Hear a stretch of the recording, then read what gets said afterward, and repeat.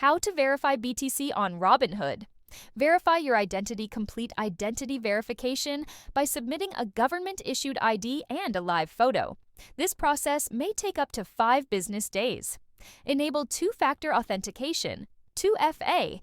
Enhance account security by setting up 2FA through SMS or an authenticator app. Understand deposit confirmations. Bitcoin deposits require 6 blockchain confirmations, typically taking about an hour before being credited to your account. Initiate a Bitcoin deposit in the app.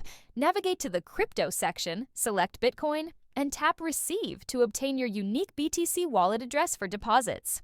Monitor transaction status. Use a blockchain explorer to track the number of confirmations your BTC transaction has received. Withdraw Bitcoin. To withdraw BTC, go to the Crypto section, select Bitcoin, tap Send, enter the recipient's wallet address and amount, then confirm the transaction. Be aware of transfer limits and fees.